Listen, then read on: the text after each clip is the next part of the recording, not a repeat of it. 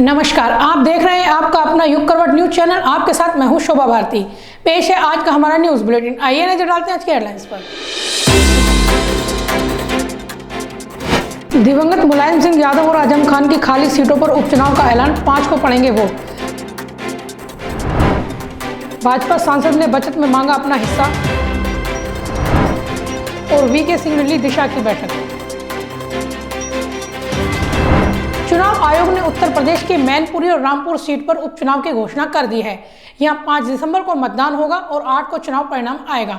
Mainpuri Lok Sabha seat Mulayam Singh के देहांत होने के बाद खाली हुई थी, जबकि रामपुर के विधायक आजम खान की विधानसभा सदस्यता रद्द कर दी गई। कांग्रेस के प्रांतीय अध्यक्ष नसीमुद्दीन सिद्दीकी आज गाजियाबाद पहुंचे। यहां उन्होंने पत्रकारों से बातचीत करते हुए कहा कि भारत जोड़ो यात्रा की तर्ज पर ब्लॉक और जिला स्तर पर यात्रा शुरू की जाएगी। उन्होंने यूपी में कानून व्यवस्था पर भी सवाल उठाए। सितंबर से कन्याकुमारी से भारत जोड़ो यात्रा शुरू की गई है और वो लगभग 3600 किलोमीटर चल करके पद यात्रा करके कश्मीर में समाप्त करेंगे। अभी तक लगभग 1600 किलोमीटर वो पैदल चल चुके हैं। तो उसके संबंध में भी लोगों से सलाह मशवरा करके हमारा ये प्रयास होगा कि हर ज़िले में, उसमें गाजियाबाद भी शामिल है, ब्लॉक लेवल पे, शहर लेवल पे पद यात्राएँ शुरू की जाएँ। और जो आज महंगाई चरम सीमा पर है, बेरोजगारी मुबाइल खड़ी है, पढ़े लिखे युवक युवतियाँ मारे फिर रहे हैं, अनपढ़ों को तो कहने क्या। किसानों को उनका उचित मूल नहीं मिल रहा है। सरकार बनने से पहले भारतीय जनता पार्टी ने कहा था हम किसानों की आय दोगुनी करेंगे, रोजगार मुहैया कराएंगे, हर साल 2 करोड़ नौकरियां देंगे। तो आज क्राइम जो है वो पूरी तरीके से बढ़ा हुआ है। प्रधानमंत्री नरेंद्र मोदी ने हिमाचल प्रदेश में रैली को संबोधित किया। यहां उन्होंने कहा कि कांग्रेस ने अपने शासन में रक्षा के क्षेत्र में भारत को आत्मनिर्भर नहीं बनने दिया। इससे पहले पीएम मोदी ने पंजाब के डेरा ब्यास का भी दौरा किया। शनिवार को प्रधानमंत्री नरेंद्र मोदी पंजाब के दौरे पर राधा स्वामी संप्रदाय के डेरा व्यास पहुंचे। प्रधानमंत्री नरेंद्र मोदी ने डेरा व्यास के प्रमुख बाबा गुरिंदर सिंह ढिल्लों से मुलाकात की। इस दौरान पीएम ने डेरा व्यास में सत्संग हॉल, लंगर भवन सहित विभिन्न स्थानों का अवलोकन किया।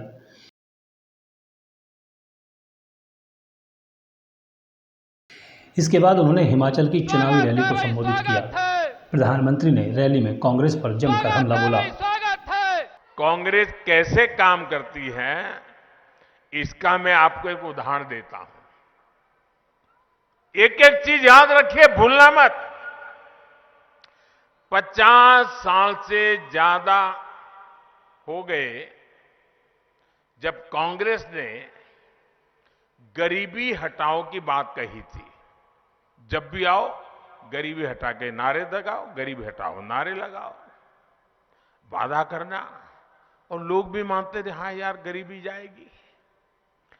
चुनाव होते गए, गरीबी हटाओ का नारा देकर कांग्रेस सरकार बनाती गई, लेकिन देश से गरीबी नहीं हटी। झूठे वायदे करना, झूठी गारंटी देना, ये कांग्रेस की पुरानी तरकीब रही है। प्रधानमंत्री मोदी ने कहा कि जब तक कांग्रेस की सरकार रही तब तक रक्षा सौदों में जमकर दलाली हुई। कांग्रेस कभी नहीं चाहती थी कि देश रक्षा साजो सामान मामले में आत्मनिर्भर बने। आजादी के बाद देश का पहला घोटाला कांग्रेस ने रक्षा क्षेत्र में ही किया था। तब से लेकर जब तक कांग्रेस की सरकार रही तब तक उसने रक्षा सौदों में जमकर दलाली खाई, हजारों करोड़ के घोटाले किए। इसके साथ ही कांग्रेस ने एक और बात सुनिश्चित की। कांग्रेस कभी नहीं चाहती थी कि देश रक्षा साजो सामान के मामले में आत्मनिर्भर बने। वो सेना के लिए हर खरीद में कमीशन चाहती थी, अपने नेताओं की तिजोरी भरना चाहती थी। इस वजह से हमेशा हथियार खरीदने में देरी की गई। इसका नुकसान किसे हुआ? इसका सबसे बड़ा नुकसान हुआ हिमाचल की उस वीर माताओं को, जिसने अपना बेटा मातृभूमि की रक्षा के लिए बॉर्डर पर लड़ने के लिए भेजा था। प्रधानमंत्री नरेंद्र मोदी ने कहा कि इस बार का हिमाचल का चुनाव बहुत खास है। 12 नवंबर को पड़ने वाला एक एक वोट हिमाचल के अगले 25 साल की विकास यात्रा तय करेगा। प्रधानमंत्री ने अपने संबोधन में हाटेश्वरी माता, शीतला माता, शिकारी माता का भी जिक्र किया। ब्यूरो रिपोर्ट, युग करवट। गाजियाबाद के कलेक्ट्रेट स्थित सभागार में दिशा की बैठक हुई। इसमें केंद्रीय मंत्री वीके सिंह शामिल हुए। बैठक में 44 योजनाओं की समीक्षा की गई। आयुष्मान गोल्डन कार्ड की धीमी रफ्तार पर उन्होंने नाराजगी भी जताई। सड़क परिवहन, राजमार्ग और नागर विमानन मंत्री वीके सिंह ने जिला सभागार में जिला विकास समन्वय और निगरानी समिति की बैठक ली। इस दौरान उन्होंने विभिन्न विभागों द्वारा चलाई जा रही योजनाओं की समीक्षा की और प्रगति भी जानी। सर, पिछली दिशा की बैठक से पहले केंद्रीय मंत्री को गार्ड ऑफ ऑनर दिया गया। जिलाधिकारी आर.के. सिंह ने बुके देकर उनका स्वागत किया। बैठक में पीएमजीवाई, दिव्यांग pension, Beti Bachao Beti Padhao, POCSO act, राष्ट्रीय खाद्य सुरक्षा, क्षय रोग नियंत्रण अभियान, विद्युत विभाग के प्रस्ताव सहित कुल 44 योजनाओं की समीक्षा की गई। इस दौरान वीके सिंह ने आयुष्मान योजना के तहत गोल्डन कार्ड लक्ष्य के अनुरूप बनाए जाने पर जोर दिया। जिन योजनाओं की प्रगति कम है उनमें भी निर्धारित समय तक लक्ष्य पूरा करने के निर्देश दिए गए हैं। ब्यूरो रिपोर्ट, युग करवट। गाजियाबाद में सड़क पर रफ्तार का कहर देखा गया। मामला देर रात 1 बजे का था और इंदिरापुरम थाना क्षेत्र का है। एक तेज रफ्तार गाड़ी ने बाइक सवार को टक्कर मार दी। बाइक गाड़ी के अगले हिस्से में फंस गई। गाड़ी वाला बाइक को 1 किलोमीटर तक घसीटकर ले गया। इस दौरान सड़क पर चिंगारी उड़ती रही। ये देखिए, गाजियाबाद की सड़कों पर कैसे रफ्तार का आतंक मचा हुआ है। ये नज़ारा इंदिरापुरम थाना क्षेत्र का है। रात करीब 1 बजे ये गाड़ी सवार 2 लोगों को टक्कर मारकर भागता है। इसी दौरान इसकी गाड़ी के अगले हिस्से में एक बाइक फंस जाती है। अब ये मत समझना कि सड़क पर दीपावली की चरखी छोड़ी गई है। गाड़ी में फंसी बाइक सड़क पर घिसी तो चिंगारी निकलने लगी। कुछ लोगों ने इसे रोक भी लिया, मगर ये झांसा देखकर भाग निकला।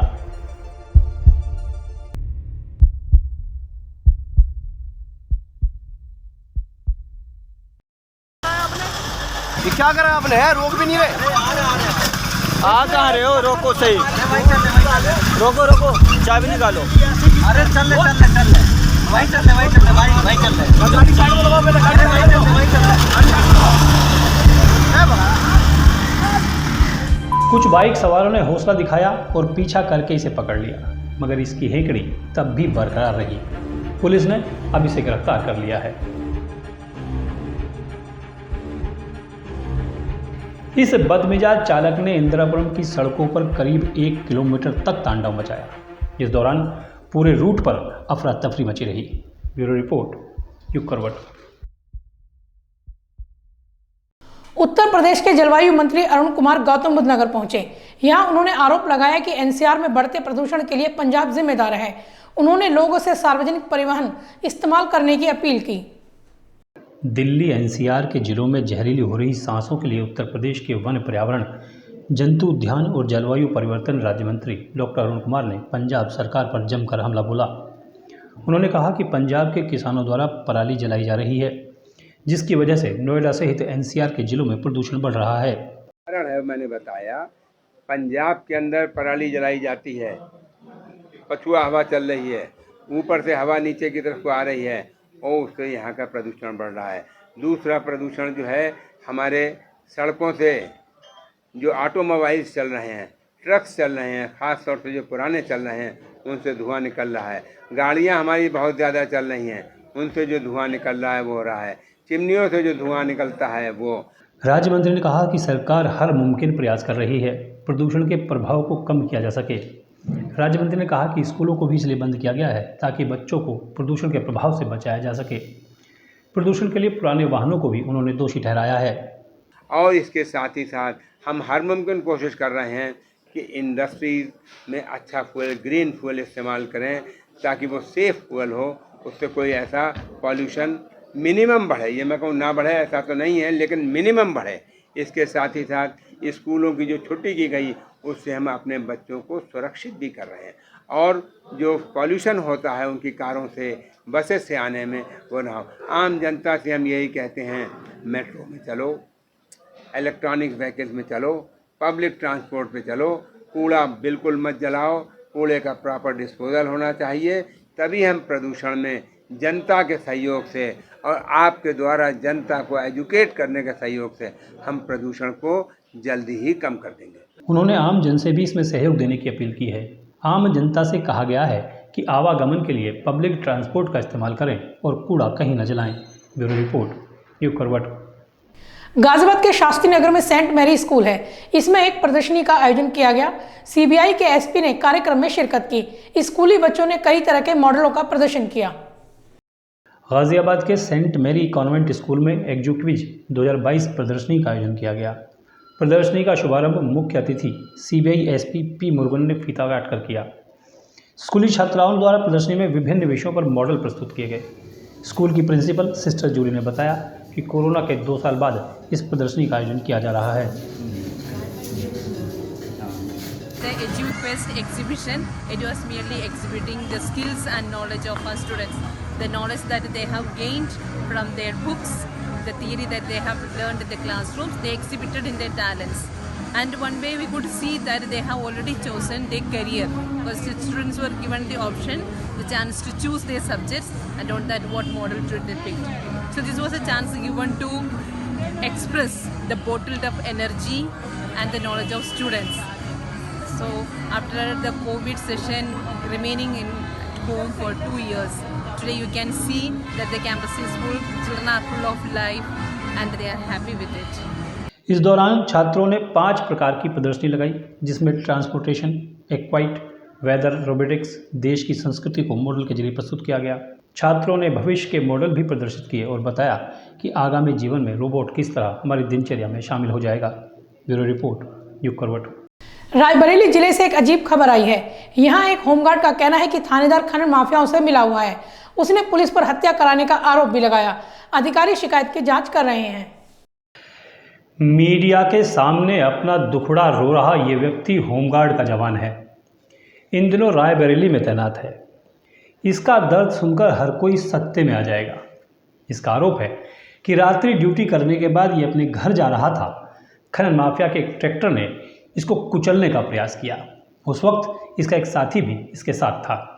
28 तारीख को हमारी कुंसा बैंक में ड्यूटी लगी थी, हमारी और भारती की साथ रामकिशोर भारती जो हमारे साथ हैं। हम दोनों लोग ड्यूटी करके सुबह 5 बजे 29 तारीख को घर जाने के लिए आ रहे थे। तो जब हम बिल्हऊ मऊ के पास आए तो सामने से एक ट्रैक्टर ने मिट्टी जो ढो रहे थे, खनन माफिया के ट्रैक्टर जेसीबी द्वारा खुदाई हो रही थी, उसने जानबूझकर हम लोगों के ऊपर चढ़ाने का प्रयास किया। तो हम लोग सड़क के नीचे जाके गिरे जब उसने टक्कर मार दी, लेकिन वहाँ झाड़ झंखाड़ ज़्यादा था, इसलिए हम लोग ज़्यादा चोट चपेट से बच गए, नहीं तो हमारा तो अंत ही हो जाता दोनों लोगों का। घटना के बाद ये लोग थाने पहुंचे, मगर थानेदार ने कोई सुनवाई नहीं की। पुलिस ने इनकी बाइक का चालान भी कर दिया। ये आरोप लगा रहे हैं कि थानेदार की खनन माफियाओं से मिलीभगत है। और उसके बाद आगे बढ़े तो एक 4 पहिया गाड़ी खड़ी थी, जो लोग मिट्टी खुदवा रहे थे। जब उनसे बताया तो उन्होंने ड्राइवर से बात किया, लेकिन ड्राइवर को बुलवाया नहीं, बात करके उसको भगा दिया। इसके बाद थाने आए तो थाने में मुंशी से कहा तो मुंशी ने कहा कि साहब से बात कर लो। जब साहब से बात की गई तो साहब ने कहा अभी दिखवाते हैं। जब कुछ कार्रवाई नहीं हुई तो 11 बजे हम लोग एप्लीकेशन दिए थाने में एप्लीकेशन देने के बाद भी कोई कार्रवाई नहीं हुई।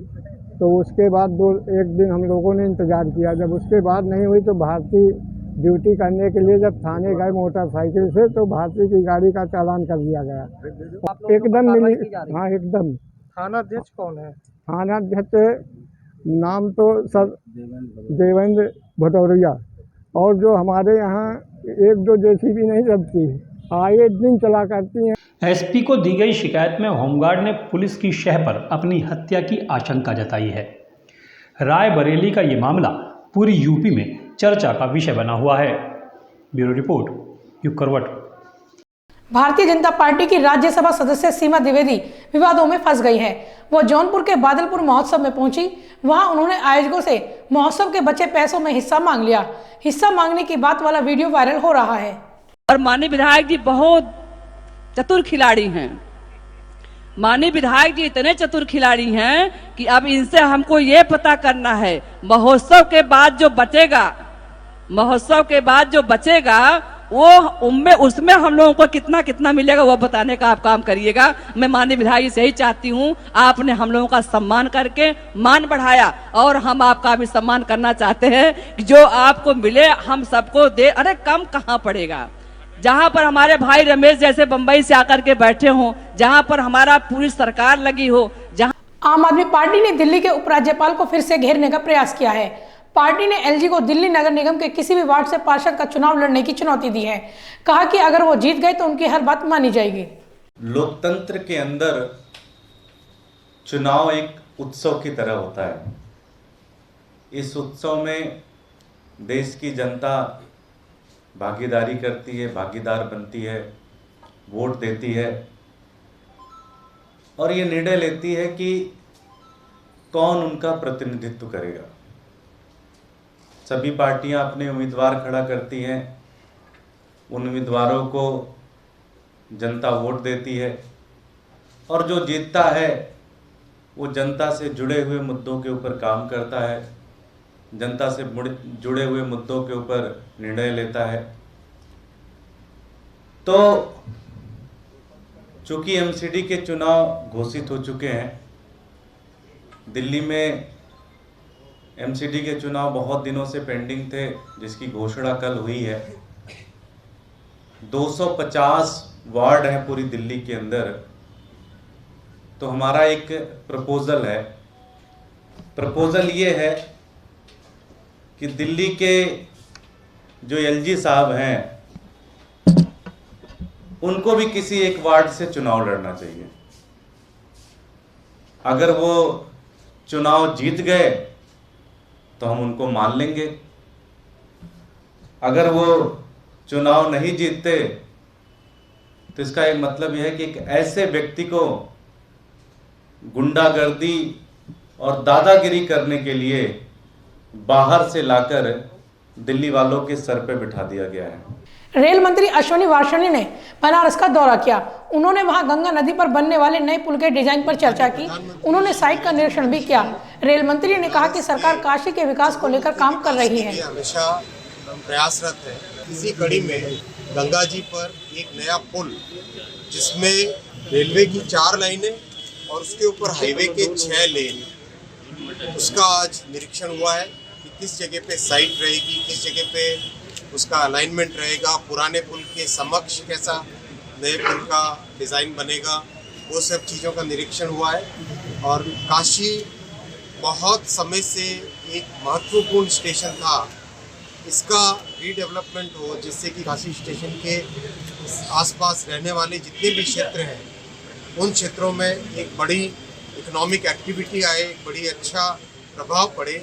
इसीलिए करीब 350 करोड़ रुपए के लागत से काशी स्टेशन के कंप्लीट रीडेवलपमेंट का एकदम पुनर्निर्माण, यहाँ की भावनाओं को, यहाँ की अपने कल्चर को ध्यान में रखते हुए इसका पुनर्निर्माण होगा। तो आज के लिए बस इतना ही। गाजियाबाद और देश विदेश की खबरों के लिए देखते रहिए युग करवट और पढ़िए आपका अपना युग करवट न्यूज़पेपर। युग करवट चैनल को लाइक करें, सब्सक्राइब करें और कमेंट जरूर करें। आपके कमेंट हमारे लिए महत्वपूर्ण हैं। नमस्कार।